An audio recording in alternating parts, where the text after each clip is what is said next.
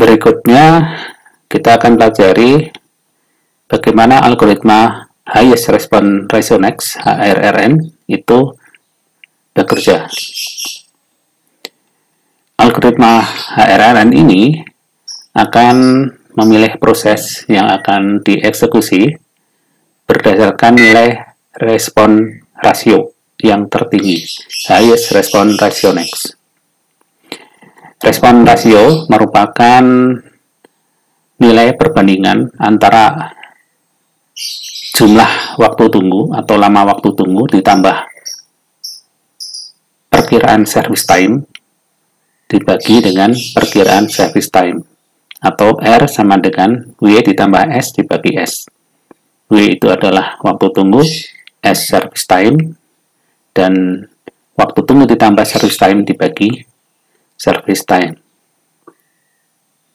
Semakin besar nilai R, artinya nilai W, waktu tunggunya itu semakin besar. Jadi di algoritma ini nanti kita akan lihat bahwa proses yang paling lama nunggu itu akan segera mendapatkan giliran eksekusi.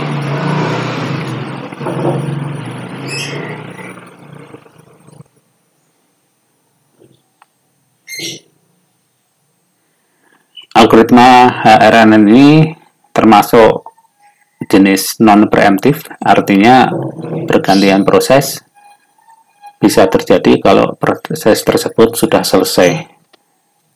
Jadi model algoritma ini tentu punya kelemahan dan kelebihan. Kekurangannya antara lain bisa terjadi overhead, karena scheduler ini harus mengetahui atau memperkirakan service time dari proses yang akan dieksekusi. Kemudian kelebihannya adalah mencegah starvation, karena proses yang sudah cukup lama nunggu itu akan segera dijadwalkan.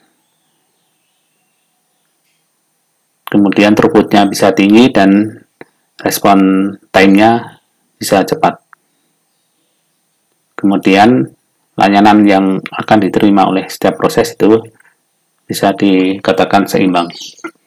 Nah, kita coba lihat urutan eksekusi untuk kasus yang sama dengan yang digunakan pada algoritma penjadwalan sebelumnya, yaitu ada 5 buah proses A, B, C, D, E, kemudian kedatangannya adalah di time ke 0, 2, 4, 6, 8, dan service time-nya seperti sebelumnya sama, yaitu 3, 6, 4, 5, 2. Oke, kita telusuri satu persatu. Yang pertama datang adalah proses A, time ke 0 datang. Kemudian di time kedua masuk proses B. Namun karena ini modelnya adalah non-preemptive, maka tidak terjadi apa-apa, proses B disuruh nunggu. Kemudian ketika proses A selesai, barulah dilihat proses mana selanjutnya. Tapi karena saat itu hanya proses B yang ada di sistem, maka proses B langsung dieksekusi. Ketika proses B dieksekusi, datang proses C, proses D, dan proses E.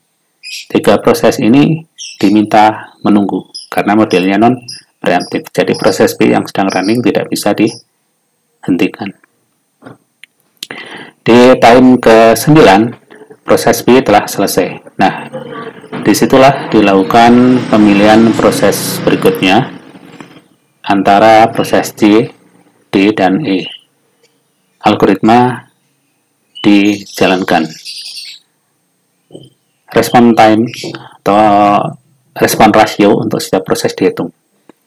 Nah, di sini respon rasio proses C nilainya adalah waktu tunggunya.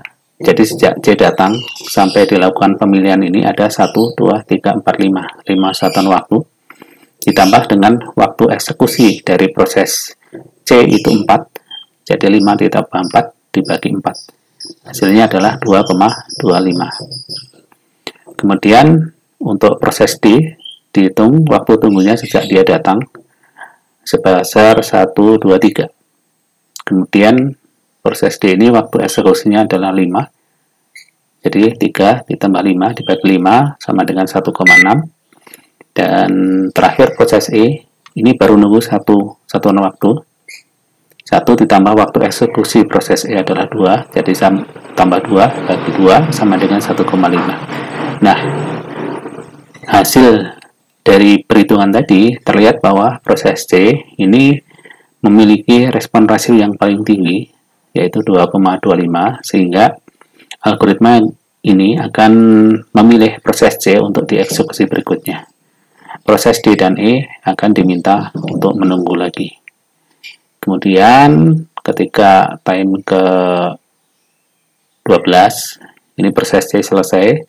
Nah, di situ lakukan pemilihan lagi antara proses D dan E, dihitung lagi.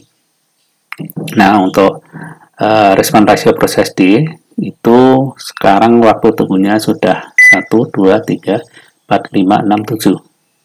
7 satuan waktu eksekusinya 5, kemudian dibagi 5 hasilnya 2,4.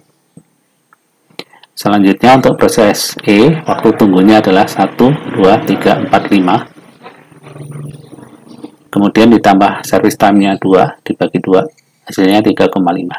Nah, di sini ternyata proses E ini memiliki nilai respon rasio yang lebih tinggi dibanding proses D, sehingga scheduler ini akan memilih proses E untuk dieksekusi. Jadi kita lihat di sini walaupun D datang lebih dahulu, ternyata dia tidak langsung dieksekusi, tetapi justru proses E yang belakangan itu yang dipilih untuk dieksekusi. Kemudian di time ke-15, tinggal proses D, maka proses D dieksekusi sampai selesai. Nah, di sini mengapa proses E yang belakangan datang dieksekusi? Jadi harapannya dari respon rasio ini adalah jangan sampai suatu proses terlalu lama nunggu dibanding dengan waktu eksekusi yang diperlukan. Nah, di sini proses E kan hanya 2 satuan waktu, sementara proses D ini ada 5. Maka proses E itu akan didahulukan. Nah, hasil perhitungan NTAT di contoh ini dengan algoritma HRN adalah proses A yang mendapatkan layanan terbaik karena dia datang langsung dieksekusi. Skornya 1, skor terbaik. Kemudian diikuti oleh proses B, dan proses yang mendapatkan nilai NTAT tertinggi di sini adalah 3,5 proses E. Ini artinya proses E ini dia mendapatkan layanan yang kurang baik, dalam arti waktu nunggunya jauh lebih lama daripada waktu eksekusinya. Jadi kita lihat tadi proses E datang di sini nunggu 5 satuan waktu, padahal dia hanya butuh 2 satuan waktu eksekusi. Kalau proses D ini masih lebih baik karena nilai NTAT-nya 2,8. Nunggunya tadi 1, 2, 3, 4, 5, 6, 7, 8, 9. 9 satuan waktu, kemudian waktu eksekusinya 5. Jadi ini masih mendapat layanan lebih baik dibanding proses E.